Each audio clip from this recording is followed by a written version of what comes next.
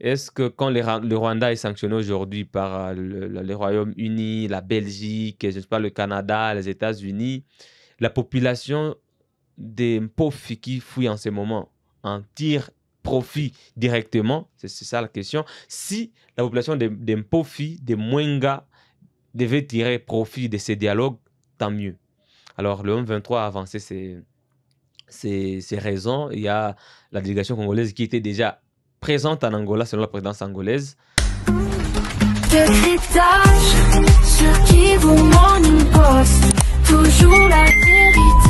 L'Alliance Fleuve Congo, l'AFC M23, a annoncé son retrait. D'ailleurs, dans la soirée de processus de discussion directe avec le gouvernement congolais à Luanda, alors que quelques heures après, Tina Salama a annoncé déjà l'arrivée de la délégation congolaise à Luanda pour le processus. 30 minutes après, un communiqué de l'Angola qui indique que tout est fin prêt pour commencer ces discussions le 18. Nous allons parler de cette situation, l'évolution de ces processus de Luanda. Quelle chance il faut accorder à ces processus. Mon compagnon de tous les temps, Jospin, bonjour et surtout bienvenue. Bonjour Blaise et bonjour à tout le monde qui nous suit en ce moment. Jospin, on va commencer par là. Hier, il y a une rencontre de la SADC, des recommandations, également des résolutions prises. Qu'est-ce qu'on peut retenir de cette rencontre de la SADC avant de parler de ces processus de Luanda? En tout cas, la SADC et l'EAC fournissent beaucoup d'efforts pour trouver une désescalade à ces conflits qui gangrènent l'Est de la RDC depuis un moment. Des sommets en sommet, même s'il n'y a pas encore eu ce cessez-le-feu là tant attendu, pratiquement sur le terrain, parce que en ce moment-là, il y a des combats signalés dans le Walikale opposant les FARDC au M23, mais quand même, on sent cette volonté des chefs d'État de l'EAC et de la SADC à trouver une désescalade. Il a été décidé à un plan de sortie de crise à 3 volets. D'abord, un cessez-le-feu immédiat et sans condition. Il y a un cessez-le-feu permanent. D'abord, le premier cessez-le-feu, c'est de 30 jours. Le cessez-le-feu permanent, c'est entre 30 jours et 120 jours. Il y a une autre solution entre 100 et 20 jours et au-delà, parce que les chefs d'État estiment que ce conflit ne va pas prendre fin du jour au lendemain. Il faut que ça prenne un temps, parce que le M23 est à Goma depuis maintenant plus de 2 mois. Il faut qu'on envisage des solutions à court terme, à moyen terme et peut-être à long terme. Et la solution à long terme prévoit un soutien au FRDC. Un soutien au FRDC par des formations, par des capacitations. Là, ce sont les chefs d'État de l'EAC qui envisagent cela. Dans un premier temps, on demande un cessez-le-feu immédiat.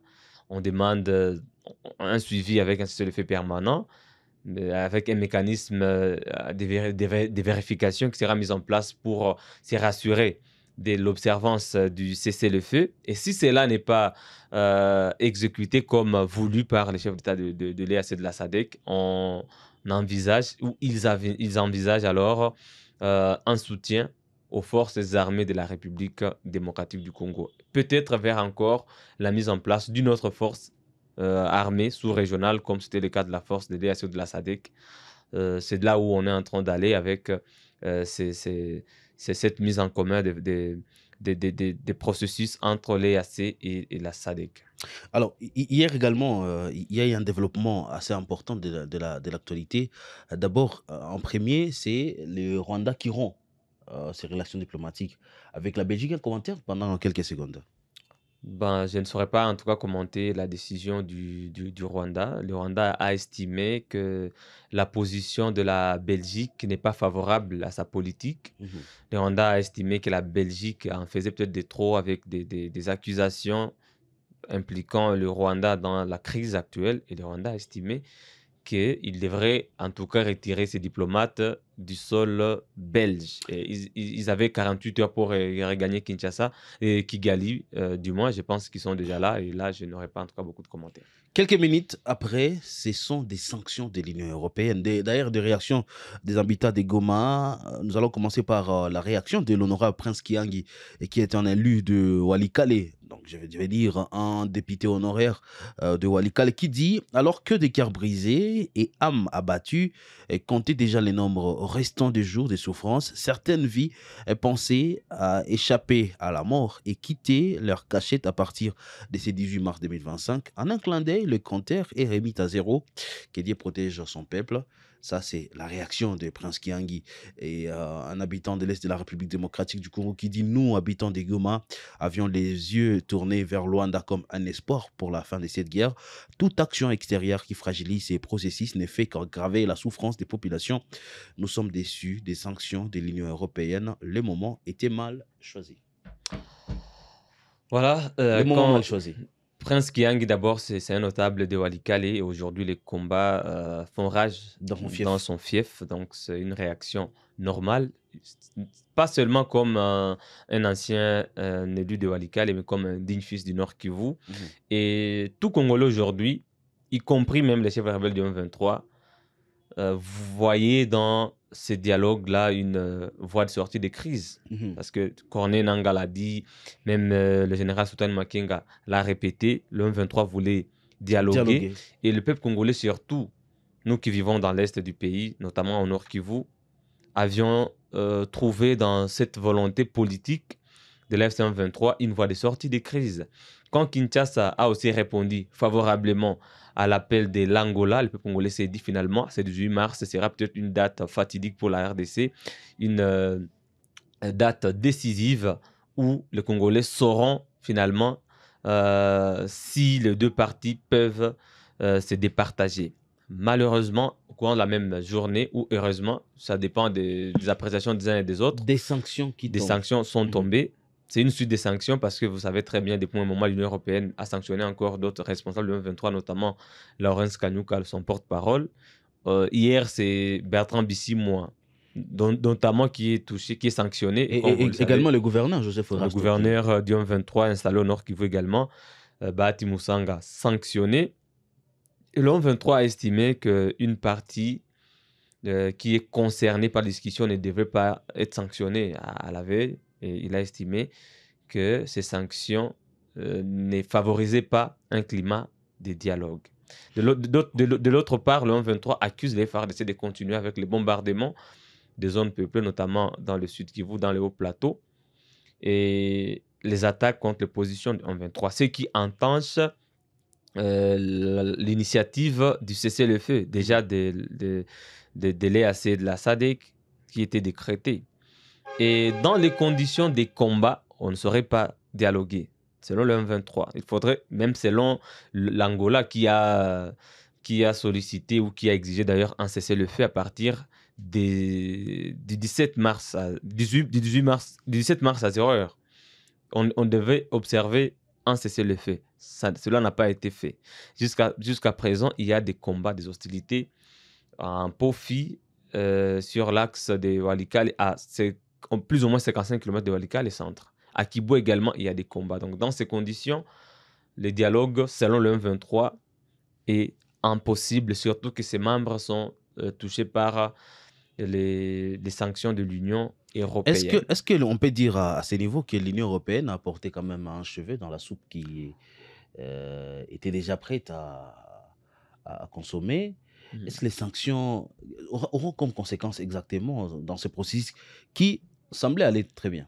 La conséquence immédiate, c'est un statu quo d'abord qu'on va observer. Donc, si on pensait quitter un processus vers un autre, un niveau vers un autre, une dimension vers une autre, on se rend compte que on stagne encore. On revient encore à la situation des combats, de conflits.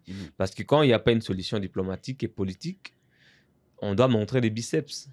Parce que cela, c'est les rapports de force sur le terrain maintenant. Et c'est la population qui en souffre. La toujours. population qui en souffre. Et sur le terrain, c'est le M23 qui maintient le rapport de force. C'est le M23 qui contrôle deux principales villes de l'Est de la RDC, Goma et Bukavu. C'est le M23 qui avance vers Walikale. Et donc, sur le terrain, les rapports de force jouent en faveur du M23.